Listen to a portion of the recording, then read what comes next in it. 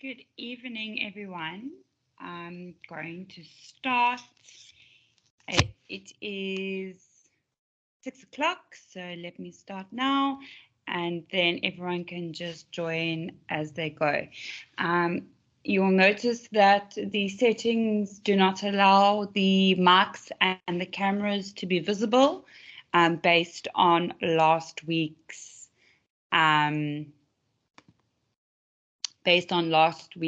session. So how I'm going to do today is I am going to show you the construction regulations. I'm not going to be going over the slides, as you should be doing that in your own time for this week. I'm basically just going to discuss and elaborate the content for today's session under Unit 12. It's going to, I'll show you where you can also download the construction regulations so you can have it as well, and we will discuss construction sites, okay, with regards to health and safety. If you have any questions, you can type it out in the group chat, and then we will discuss any questions at the end, okay? So please, if you have any questions, type them out on the group chat and we will take it from there. Okay. You can also, if you want to go into the Q&A session of this, you can also type a start a discussion in there, but I will only be looking at it at the end of this session. So for now, today you guys should be, this week, you should have by now looked at Unit 12. And if you follow the syllabus for that Unit 12, it is going to, let me just share my screen here, If you have looked at your syllabus and your coursework, the Unit 12, it actually includes Chapter 10 and 11 from the second textbook on your course syllabus. Okay, so I am on the textbook for safety management in the workplace, and that is the second link textbook on RCAN. Okay, so today we're going to look at chapter 10 and 11, and I will therefore just go over some key pointers with you. Okay, and like I said, we'll have a chat at the end. You can type your questions out in the chat group going forward. All right, so the construction industry. All right, so by now we have spoken about hazards and risk assessments and how to ensure we have a safe working environment. So why are we going to focus on the construction industry? Well, the construction industry poses the highest risks and hazards, okay? When we talk about the construction industry, you're going to think about working at heights. You're going to think about confined space. You're going to think about excavations, okay? It talks about all of the working activities that you will be exposed to in the construction industry. Building a house, okay? Breaking down a wall. All falls part of construction. Okay, that is why the construction industry poses the highest hazards in the world. Okay, so the construction industry. Chapter 10 talks about the construction safety requirements. Okay, and this is all based on the construction regulations, okay, and the construction regulations are listed in the Occupational Health and Safety Act that we have discussed previously. So I am going to show you the Occupational Health and Safety Act. You can download this, okay? You go onto the internet, type in Occupational Health and Safety Act and Regulations, PDF download, and it's going to bring up the Labour Guide. It's labourguide.co.za, and here you can get all of your Occupational Health and Safety Act regulations, okay? So go onto this link, okay? Google it. It will bring up this for you to download. And scroll down, and here you can download all of the acts based on the Occupational Health and Safety Act. Now today, as we said, we're speaking about the construction, okay, industry. So we're going to talk about the regulations for the construction industry, and that is based on the construction regulations of 2014. Okay, so if you click on that blue, it will open up a PDF document of the construction regulations for you to download. All right, so I just thought I would show you in a practical sense where you can actually get hold of the regulations online, okay, on the internet.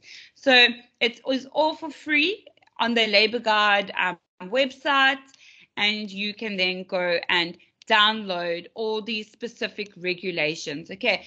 As we said previously, the Occupational Health and Safety Act has specific regulations, and it covers regulations regarding construction, machinery, electrical installations, facilities, and general administrative regulations. Okay, so this governs your health and safety plan. It governs your risk assessment. It indicates who needs what training, who needs to be appointed as a specific position, and what requirements your company needs to follow to ensure you are being safety conscious, okay? So that is the point of the Occupational Health and Safety Act. All right, so for today, we're going to look at the construction regulations. Okay, so when we talk about the construction regulations, we are going to refer to the Occupational Health and Safety Act. We're going to open that book, and you're going to go down to the construction regulations. In the construction regulations, it is going to tell you, okay, what work activities require notification of construction work to the Department of Labour, and those works are under the high-risk works, and they include excavation work, working at heights, confined space, and explosives. Okay, so you have to always fall back onto your Occupational Health and Safety Act, the construction regulations, when developing your risk assessment, when preparing your health and safety file for a specific site. Okay, it is so important to follow the Occupational Health and Safety Act and its regulations. Okay, so as I just showed you on the PDF online, these are the regulations that the Occupational Health and Safety Act have. Okay, and for the purpose of this session, I'm purely going to be focusing on the construction regulations. All right, however, if you are, for example, electrician, okay, and you have your wireman or your masters or so forth, you will then follow the regulations listed in the electrical installation regulations. So if you are going to be wiring a house or a workshop or a factory, you then need to follow the regulations listed in the electrical installation regulations. Okay. If you're going to be handling asbestos, okay, which hopefully no one is doing that, as you have to be you have to actually have a permit to handle and remove asbestos. If you're going to be handling and working with asbestos, then you have to follow the asbestos regulations. That is how it works. Okay, so you as a health and safety officer or safety rep should always have the hard copy Occupational Health and Safety Act book with you. I always have mine on me. I've highlighted it, I've made notes, I've got sticky tabs to ensure that whatever work activity we are busy with, that I am following the regulations. Why am I doing that? Because if the Department of Labor wants to come do an audit on your site, okay, I always get audited from the Department of Labor because my jobs are big. So I have to always have a construction notification, also referred to as the Annexure 2. Okay, I always have to apply for that from the Department of Labor, and then they come and audit me whenever my tender duration requires so. Okay, and then the Department of Labor will stick to the Occupational Health and Safety Act and audit you based on what the Act is stipulating. So that is why you as the safety officer or the safety rep always need to ensure that you are following the OHS Act and the required regulations for your site. Okay. It will talk about the risk assessments. It will talk about training. It will talk about who needs to be appointed as a construction manager, who needs to be appointed as a construction supervisor, and it will also give you the legal appointment letter and its identification code for that appointment letter. It all comes out of your OHS Act. So if you are unsure of anything regarding health and safety, go into the text, the book, and it will give it to you. It is so nice and detailed. Okay. So it will definitely talk about who needs to be appointed as what. It's going to give you definitions. Let's actually open it up so you can see what I'm talking about. Okay. It's going to give you definitions, always important, just so everyone knows what term you're referring to. See construction manager, construction site, construction supervisor, construction vehicles, right? And it even tells you what a construction work is defined as. Okay, so this is just a PDF version of the construction regulations pulled out from the Occupational Health and Safety Act. Okay, what I will do is I will copy this link and I will post it into the lecturer discussion forum later, just so you have easy access to these regulations and the OHS Act. Okay, so it's going to give you all the definitions, and then it is going to talk about the duties of the contractor, duties of the principal contractor, and who needs to do what. Okay, it's going to talk about your risk assessments. It's going to talk about fall protection and so forth. Okay, so that is the construction regulations. All right, I'll put that on ICANN for you to download at a later stage. All right, so when we are also looking at construction, okay, for example, if we're going to be building a house or a wall, we don't only need to take the Occupational Health and Safety Act into consideration. We also need to take the national building regulations into concern. We also need to take the environmental regulations and act into consideration. Okay, reason being is because you need to ensure you are actually applying the your laws and regulations stipulated by the government into your construction site. You can't just go in blinded, going to build a house, and then in 2 years' time the house collapses. They are going to do a investigation, and the investigation is going to identify that none of the building regulations were followed. There was no safety regulations implemented, and perhaps you built on an unstable environment where there was perhaps water running underneath in the water table. So you didn't follow the Environmental Act. So you need to ensure that when you are as a company and the health and safety officer, you need to ensure you have all of the possible acts and regulations that might be applicable for your job.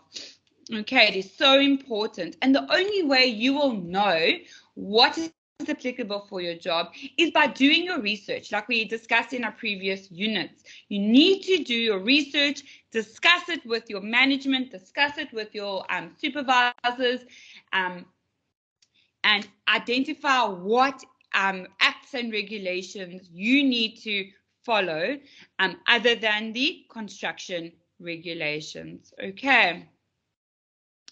All right. So chapter 10, I'm just going to show you. It also talks about setting up your construction sites. Okay, so we can also refer to our site setup as site establishments. Okay, and that just means you as the company are coming to site. You're going to put your site office there. You're going to put your barricading up. You're going to put your signage and your portable toilets and so forth. Okay. And that can only be done from planning. Okay. So read through your chapter 10 just to gain more information on setting up your site. And when we are setting up our site, we also need to take into consideration the facilities regulations, which are also in the Occupational Health and Safety Act. Okay. There it will illustrate and tell you how many portable toilets you're going to need per so many employees on site. It's going to tell you how many first aiders you need, how much lighting you perhaps need, and so forth. Okay. It's also going to illustrate that you're going to need to supply a actual lunch area and facilities as well. So your Occupational Health and Safety Act will guide you for everything. Okay, not just health and safety. It's going to also guide you on the well-being for your workforce. Okay. So the construction industry poses so many hazards. Okay. And here it is saying the most common hazards in the construction industry are trips and falls. Okay. Why do we say trips and falls? Because there's always building material in the walkways, there's tools and equipment, and there perhaps are lifting devices, scaffolding. There is always something to trip and fall over. Okay. So you need to always be aware and take trips and falls. These are perfect examples of hazards to have in your risk assessment. Okay. Falls. Okay. When we talk about falls, this could be from having holes in the ground. Maybe there's some excavation, scaffolding. Perhaps there is ladders on site and they are unable to protect you and you then fall. Okay. Maybe the ladders are placed incorrectly and you fall. All right. Mobile plants. Okay. Here, construction sites often operate under unpleasant conditions. Okay. Muddy surfaces, unlevel grounds, dusty environments, hot or cold. Heavy machinery and vehicles are often found on construction sites. Okay. So when we talk about mobile plants, we're talking about cranes. Okay. We're talking about a scissor lift. We're talking about a JBL. Okay.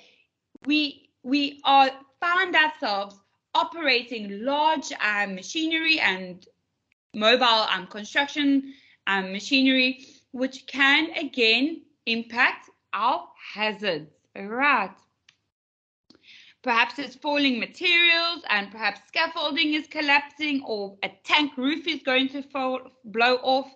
There are so many hazards and associated risks in the construction industry. A big one, electrical accidents, always. Okay. Why do I say always? Because when you are using power tools, there are always cables. Okay. There are always electrical cables which you might be have a chance of being either slightly electrocuted or even just a quick shock. Okay. So those are the top hazards that the construction industry are prone to. So that's a nice example for you to include those in your risk assessments for work. Okay. Now, when we are in a when we're working on site, we've set up our site establishment, we've got a health and safety file ready. We then need to look at the health and safety site management. Okay. Who is responsible for what? It all needs to be stipulated in our HSE plan. All right, which should be in your safety file. All right, it's going to identify who is the construction manager. It's going to identify who is responsible for what. Your health and safety plan should identify when everybody should be meeting, for progress meetings, for safety meetings, and so forth. It will also state what your high risk hazards are and how you are going to ensure they are minimized. All right. As well as the required training. Okay. Training and competency is so important. Doing this occupational health and safety course through the IQ Academy contributes to the training and competency for health and safety. Why? Because it broadens your knowledge, skills, and ability. Okay. It's making you aware, increasing your capabilities. Okay. But remember, you still need to do HSE training as stated in the Occupational Health and Safety Act, okay, to be able to be identified as competent. When you appoint a first aider, you actually have to have gone on the first aider course, okay. When you appoint a risk assessor, they actually need to do a separate risk assessment course, okay. The biggest health and safety training company in South Africa, I refer to as NOSA, N-O-S-A. I have previously discussed them, and you can use them. They do online and they do face-to-face trainings where they focus on only health and safety training based on the Occupational Health and Safety Act. Okay. Remember, at the end of this course that we are doing here at IQ Academy, you are not going to be a first aider, and you are not going to be an incident investigator, and you're not going to be a firefighter. All right. Those are things you need to do separately through a health and safety training institute. Okay.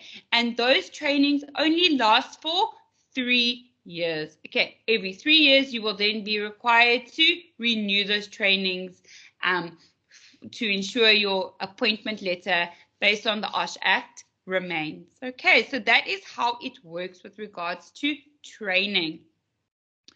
All right. Okay, and obviously when you're assessing individual competencies on site, you as the health and safety officer or the safety rep, I always advise my safety officers and safety reps to do a planned observation, which means you are then going to go with a checklist and you're going to actually monitor and assess each employee on site to see, are they actually competent? Even though they may have done training, are they actually indicating they are capable and able to do the training?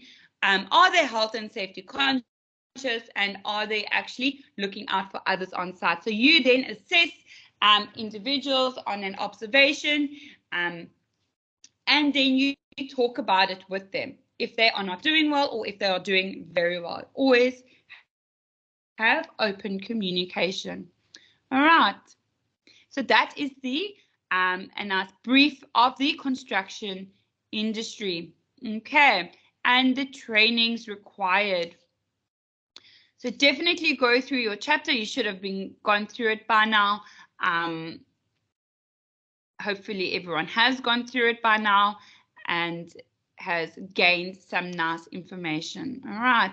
I'm going to talk about noise control and vibrations in the next chapter because it does go into detail in chapter 11. Okay. So the Occupational Health and Safety Act, the stipulated regulations talks about these specific criteria listed in chapter 11. Okay, it's going to talk about working at heights, and it's going to list in detail the requirements that a company needs to follow, which makes it very easy for us as safety officers. Okay, the regulations in the construction regulations are there to guide us. Okay, so you need to ensure you basically copy and paste in your workforce what the act and the regulations are saying. So when you open the construction regulations, it's going to talk about roof work, it's going to talk about fall protection, it's going to talk about ladders, scaffold, construction vehicles, lifting equipment, vibrations, and so forth. Okay, now like I said earlier, when we are at a construction site, okay, in the construction regulations, there is a document called the Annexure 2. Okay, I'm going to bring it up here just so you can see what it looks like. Annexure 2. Okay, see, it's also available on this website for you to download. Now, the Annexure 2 is called a notification of construction work. This gets submitted to the Department of Labor. Okay, and the template is in the Occupational Health and Safety Act. Everything is in there. Okay, if you have any confusion about anything, it is all listed in this book. Okay, so don't be concerned. This is in the OHS Act for you to review. Okay, so when you are doing high risk work, which includes working at heights, explosion, confined space and excavation, when you're working at specific depths, you need to submit this document, complete it, and submit it to the Department of Labor. Why do we need to do this and notify the Department of Labor? Because if you are conducting high risk work in a specific town, the Department of Labor need to be aware. If there is an incident on that high risk job, all right, the site will be shut down and an investigation is going to take place. And that investigation is going to take place with your company itself and the Department of Labor if there is a death or a terrible injury. Okay, so if you have not submitted a notification of construction work to the Department of Labor in a high risk working activity, they can put you in jail as the CEO, as a 16.1, all right, or the 8.1, the construction manager. Whoever has taken the responsibility for that site and has not followed the guidelines in the act have the possibility of going to jail. Okay, especially if someone dies.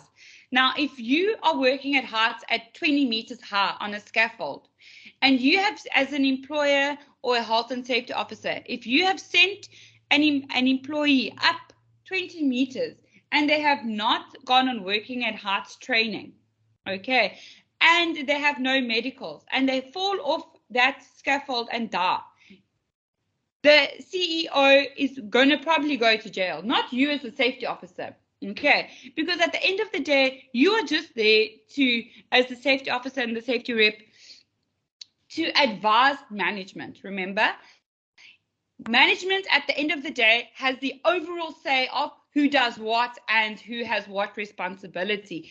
So at the end of the day, you as a safety officer won't go to jail, but the management and owners of the company will. All right, if someone had to fall off a 20-meter scaffold with no training and no medical and die. Okay. So that's why you as a safety officer always need to be communicating with the top management and stipulate at the end of the day, the reason why you are advising and putting all these plans and risks in place is to protect them at the end of the day. Okay, so they don't go to jail if something goes wrong on site. And obviously, it is to ensure we have a safe working environment so everyone can go home to their families at the end of the day. Okay, because when we leave our homes every morning, there is no guarantee that we are coming back. No one is guaranteed to come back. You never know what is going to happen in your day that will impact your coming home to your family. So you need to ensure that when we are working in a high-risk working environment, we are vigilant. We are following the recommendations and the Act's requirements. Okay. So that is the notification of construction work. Okay. So in here, in your chapter 11 in the textbook, okay, I'm not going to go in detail. I'm going to just go over a few of them because it is very long. You will see it discusses working in height, roof work, and ladders, scaffolding quite a lot. Why? Because that is one of the most common and highest at the moment statistics of injuries in the construction industry is falling. Okay, so that is why it is in such detail in the regulations to ensure we can, as far as reasonably practical, minimize any injuries when we are doing that on site. Okay, fall protection is so important. When we talk about fall protection, we talk about safety harnesses, we talk about toe guards, we talk about guardrails, safety nets. Okay, what are we actually putting in place to ensure the employees are safe on site? Okay, this when you go to 11.6 under ladders, it's so nice and detailed in this textbook for you. They've spoken about different types of ladders you can get, and they've also stated here in the textbook, which I think is so brilliant. Okay, they've put here leaning ladders and how they should be positioned. Now, other than in the construction industry, in home, when you are not working and everyone's just at home doing their working activities and fixing their homes up or building their own things at home, there are also a lot of injuries based at home from falling off ladders, and that comes from not positioning the ladder correctly and not using the correct ladder for the specific job. Okay, it is so important. This is a perfect image on how you should be positioning your ladder. Okay, so definitely take this into consideration. Okay. And then it talks about step ladders and so forth. Now, when it gets to scaffolding, not anyone can just get onto a scaffold and build a scaffold. Okay. Before a scaffold can be built, the people building it need to have scaffolding erector training. Okay. Then, once the scaffolding is erected, the person needs to sign it off to say it is according to the safety regulations, and that person is known as a scaffold inspector. Okay, the scaffold inspector will sign it off to say the scaffold is safe for entry. Okay, and then a green tag indicating it's safe for entry will be hung on the scaffold to illustrate it is safe for access. Okay. Now, when you are entering the scaffold, the individuals who are going to be working on the scaffold, they need to then have working at heights training. Okay. And you need to have a medical. Okay. When we talk about medicals, it doesn't mean a medical from a GP, your normal doctor. It needs to come from an occupational practitioner. Okay, they need to do a medical on you to state you are suitable to work at heights. Okay, if you have high blood pressure, you will fail the medical to work at heights. They will not allow you to work at heights with high blood pressure. That has happened to one of my employees. Okay, and the medicals are also discussed in the OHS Act. So go into your OHS Act.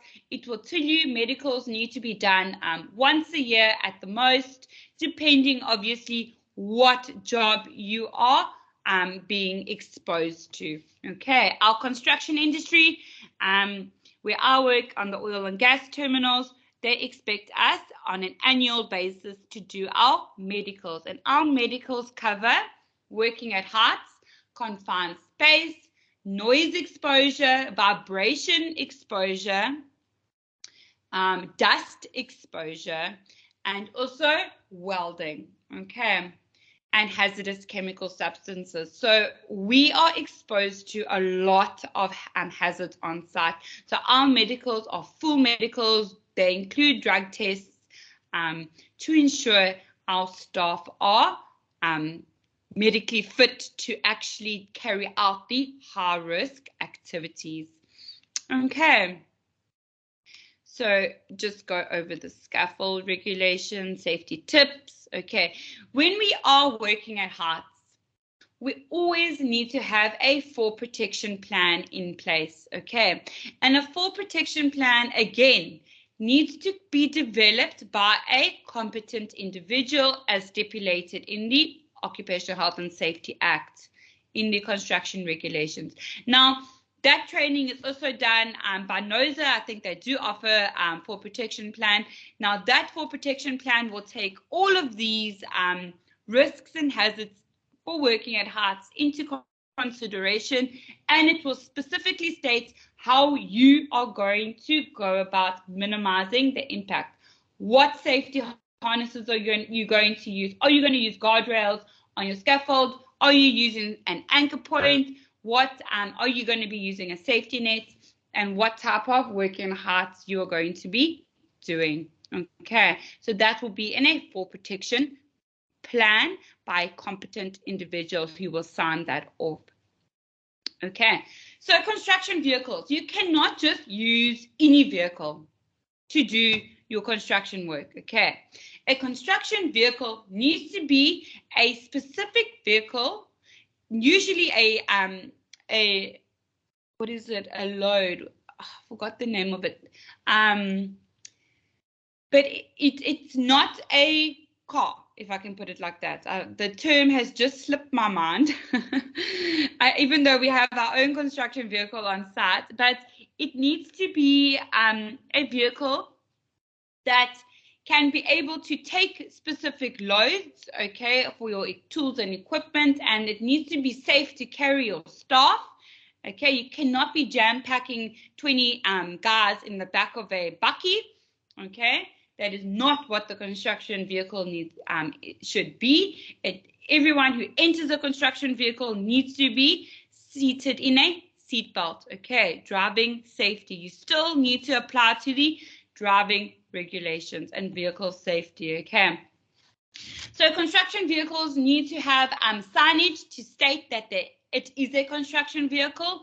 Okay, it needs to be checked every day to ensure that it is safe for use, because you are obviously going to be loading tools and equipment and your employees in this construction vehicle, and your construction vehicle needs to be obviously driven by a competent individual. Okay, depending on the what type of vehicle it is, you will need to have either a code B or a PDP. Okay, if you're going to be driving, for example, a crane truck or a truck with a boom lift on. Okay, so it is so important that your vehicles are according to the regulations. And again, these regulations are found in the OHS Act. Okay. So I spoke about noise earlier and vibration. Why do we actually need to take noise and vibration into consideration? Because if you're overexposed to vibration, for example, if you're using a jackhammer for too long, you are going to actually end up being overexposed, and you could be exposed to a disease known as HAVS, okay?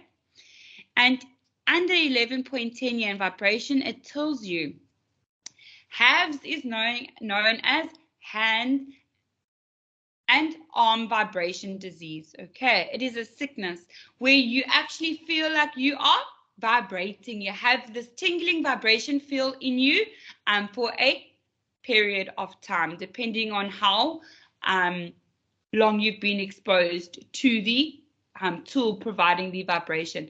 So always put vibrations and noise in your risk assessment, okay? Because there is a possibility of overexposure, and we need to ensure we minimize that exposure by taking breaks, okay? Changing who is using it, okay? Maybe one person can use it for 15 minutes while the other person has a 15-minute break, and they rotate, okay? And so forth, okay? And when we talk about noise, the same rule applies. If you're overexposed to a high decibel of noise, you are going to be exposed to a disease, a health impact known as noise-induced loss. Noise-induced hearing loss, sorry. Noise-induced hearing loss if you're overexposed to noise. Okay, and again, it is all spoken about in the OHS Act for you.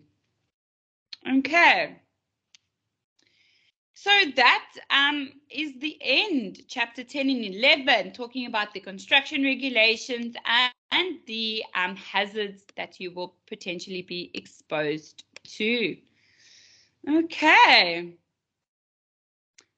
Okay, I'm going to stop sharing my screen. I see a comment here where someone has said your audio is not clear.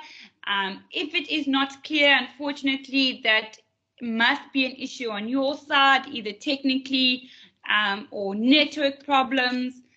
I think, yeah. Okay, guys.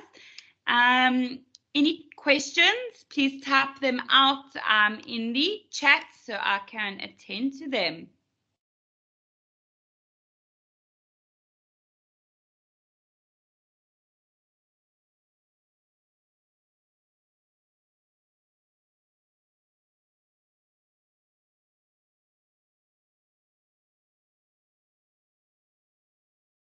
Okay, the individuals with their hands up, I'm going to unmute you and you are allowed to ask the question.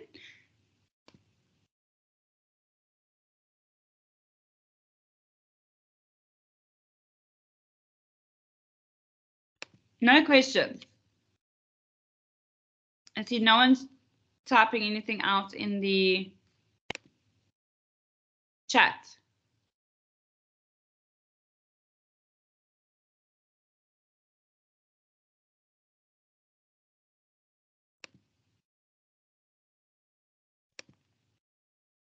Remember, the questions need to be content related. Okay. Let me also share with you. Okay, great. As occupational health and safety, what will happen if I didn't advise management? With regards to what? Okay, if you need to be in communication with management 24/7, as you can't sign off any policies and plans on your own. So that means management should always sign it off for you. You only have a certain control. You're only there to consult and advise and put the management's plans and policies into place. The management need to sign it off. You cannot implement a plan or a strategy or a policy unless it has been signed off. So it is the responsibility of you as the safety officer and the safety rep to ensure you follow that procedure and not just do anything in your own terms. Okay, always need to advise management. If they say no, it's no. Okay, oh, you haven't answered my question regarding credits. I have answered that question. You clearly have not gone on to ICANN to review it under the lecturer discussions. This is a 0 credits course. Okay, I have been advised it was stipulated in the orientation session. So unfortunately, the onus is on you. You did not read the course information. Sorry. Next question.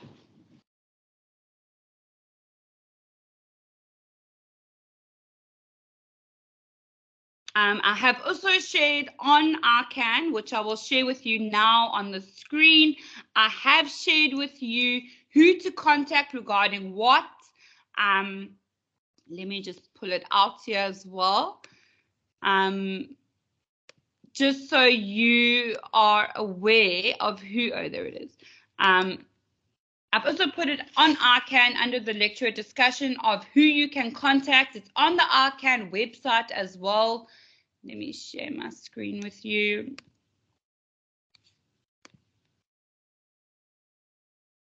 Share screen.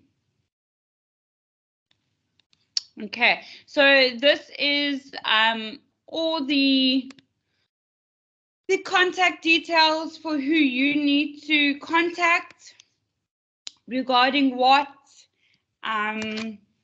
please. The question that I had also last week about certificates, I've put the information under the lecture discussion forum on Arcan of what you need to do. So please go onto Arcan and review it. Okay, I will show you quickly.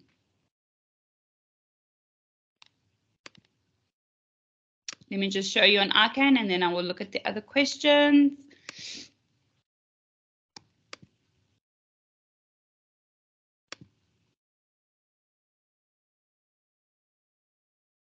Okay, so if you go into occupational health and safety and the lecture announcements, you will see here I've put here RQ Academy contact details and certificate and credit information and where to find that. Okay, so make sure you go and do that. At the end of the day, this course is your responsibility if you need to know what is going on, and please go look at those documents that I've put on the lecturer announcements. Okay. As company owner, can I act as safety officer? Yes, you can. As a company owner, you can act as the construction manager. You can act as the, obviously you will be the CEO as the owner, and you can be the safety officer as well. Okay. Can you please tell more about assessing individuals? Okay, and competency. So it is company dependent at the end of the day.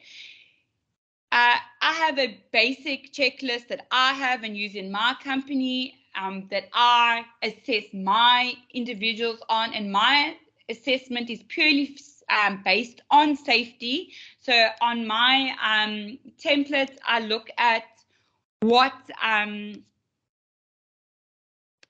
me see if I can pull it out here as an example. In my templates, I look at who is, do they actually understand the task at hand? Do they understand the hazards of the task? Did they participate in the toolbox talk and so forth? So it will be task related as well. Okay, so you could assess the same individual on multiple tasks. You can assess them on working at heights and maybe have a checklist on their competency purely based for working at heights. Perhaps they're a welder, or perhaps they are working in confined space. You can then assess them based on that criteria. And if you Google on the internet as well, there are so many templates that you can also find on there to give you like a starting point to assess the individuals.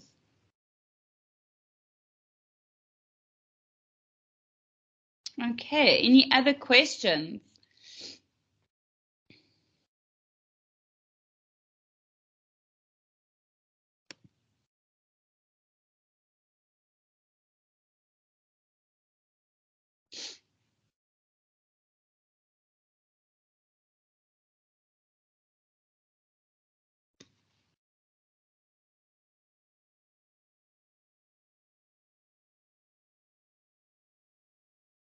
No more questions.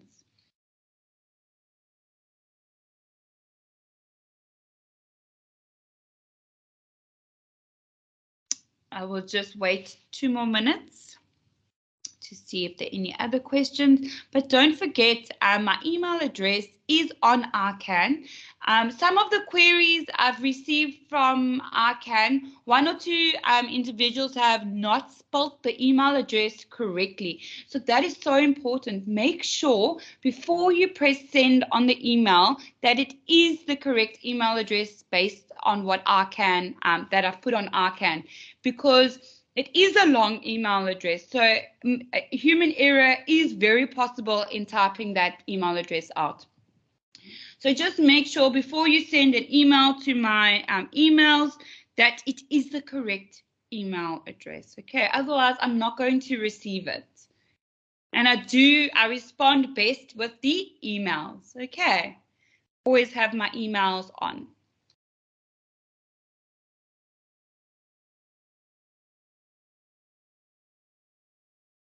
Okay, guys, that looks like the end.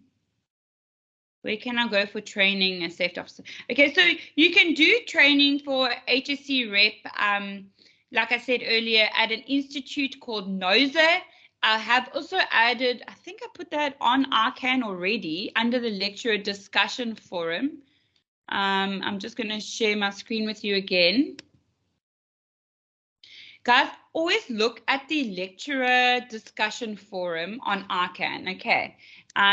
I see it's very active with regards to the WhatsApp group, but don't overlook the other content that I'm adding, okay? So let's see here where, if you scroll further down, there's been so many things added here. HSC training. If you go onto Arcan under lecturer announcement, go click on the discussion called HSC training. Okay, and I've put the links here of where you can go to get the additional training as stipulated in the Occupational Health and Safety Act. Okay. Also, depending on where you are, NOSA is obviously based in South Africa, so you can access them wherever you are, and it's nice